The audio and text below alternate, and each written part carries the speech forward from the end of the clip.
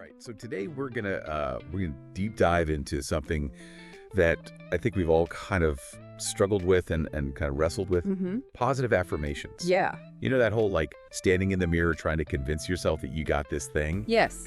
It feels a bit cheesy, right? It can. But is there like actual science behind it? Yeah. Or are we just kind of fooling ourselves? Right. So luckily for us, we've got Anastasia from Anastasia's Whisper on YouTube joining us. She's a mindfulness expert who's going to kind of break down the truth about whether this stuff actually works.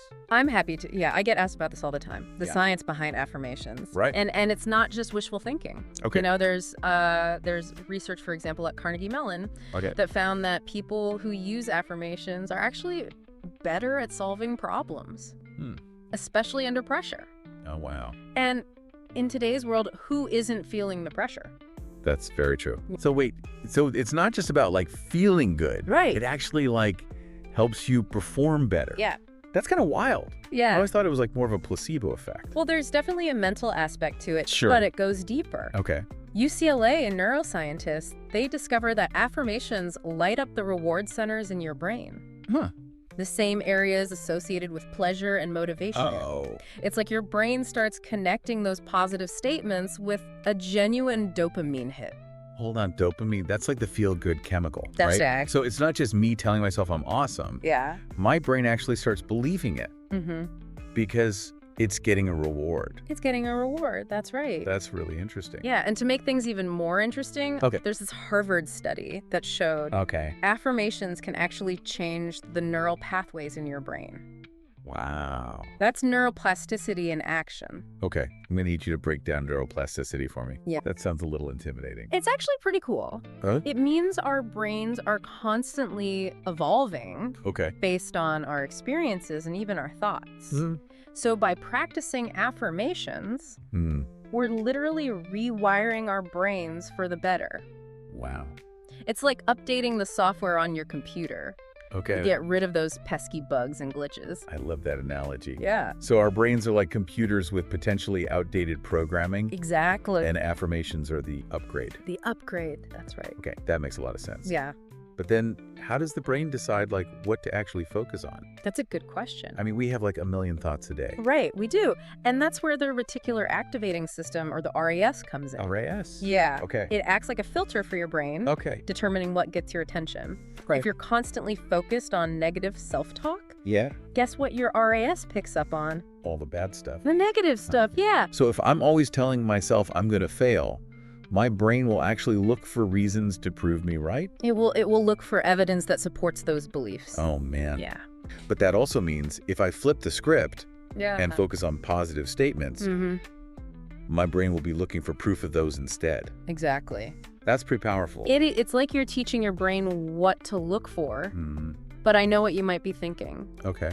What about when affirmations feel totally fake? Yeah. Like, I'm attracting wealth when you're barely making rent. Right. How do you bridge that gap? Yeah, that's a good point. Yeah.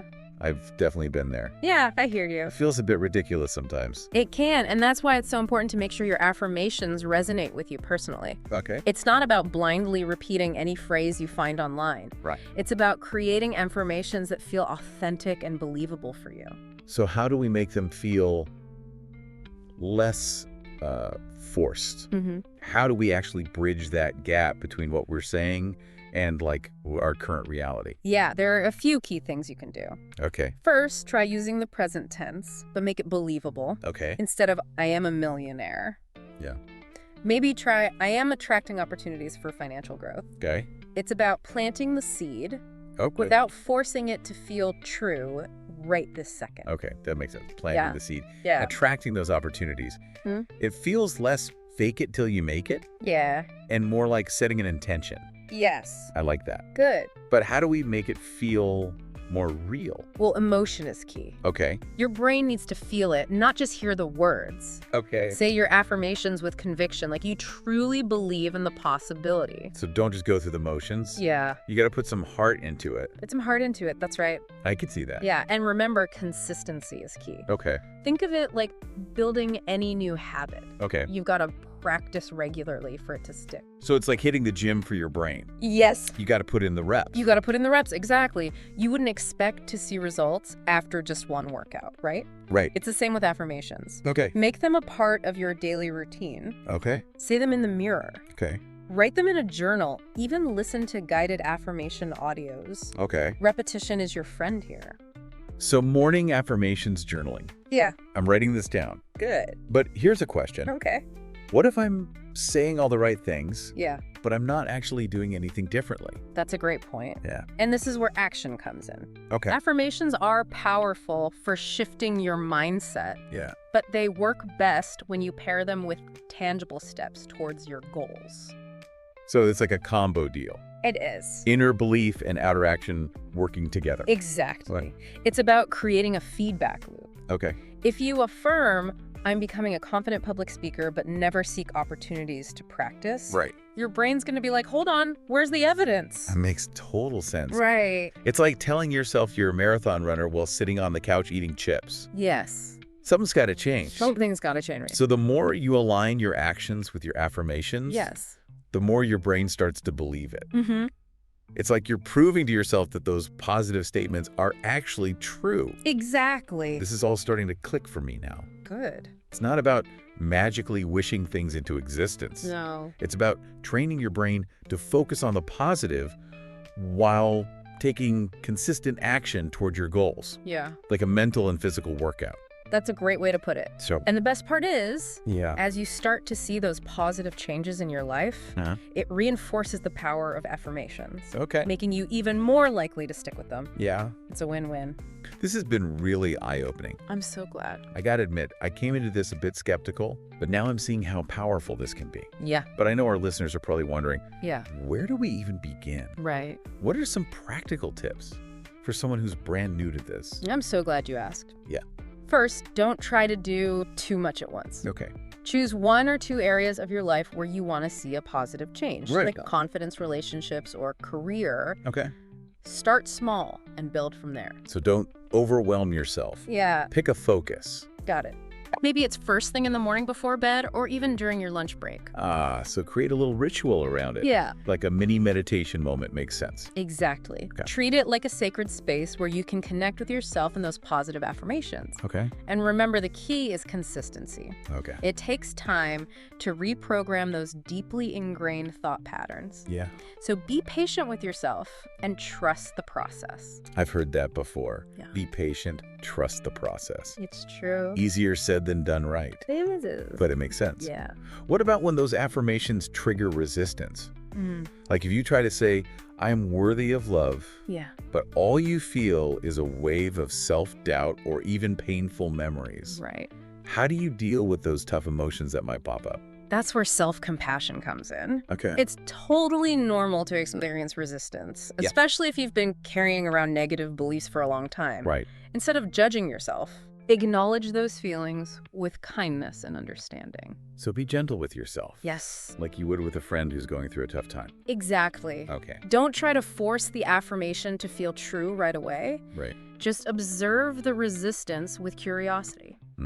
Ask yourself, what's triggering this? Okay. What past experiences or beliefs might be fueling these thoughts? Wow. That's a powerful shift in perspective. Yeah. It's like turning towards the discomfort instead of running away from it, using it as an opportunity for growth. You got it. I like that. It's about learning to befriend those difficult emotions and understand the message they're trying to convey. Okay. And as you explore those underlying beliefs with compassion, the resistance might start to soften, Okay. making space for the affirmation to take root. Okay. I can see how that would work. Yeah. It's like untangling a knot, patiently working through those resistant thoughts until they loosen their grip. But what about those days when it feels like an uphill battle? Right. When you just can't seem to muster up the motivation to practice? It's important to remember that self-transformation isn't always linear. Okay. There will be days when affirmations flow effortlessly Yeah. and days when they feel like a chore. Right. And that's okay. Right. It's all part of the process. So it's not about being perfect. No. It's about showing up and doing the work even when it's hard. Exactly. The key is to keep practicing even when you don't feel like it. Okay. And over time, as you continue to nurture those positive affirmations, you'll notice shifts in your thoughts, feelings, and even your actions. Okay. It's like planting a seed and watching it gradually sprout and grow into something beautiful. That's such a beautiful analogy. Thank you. It takes time, patience, and consistent nurturing for those positive seeds to blossom. Yes. But I can only imagine how rewarding it feels to see those sprouts emerge. Yeah. This has been an incredible journey so far. I'm glad. I feel like I'm starting to grasp the real power of affirmations. Anastasia, this has been an absolute mind-blowing deep dive. Oh, I'm so happy to hear that. I'm walking away with a whole new perspective on the power of our thoughts and words. Good. Thank you so much for sharing your wisdom with us today. It's been my pleasure. Remember, the journey of self-discovery and transformation is ongoing. Embrace the process, be kind to yourself, and never stop believing in your own potential. Well said.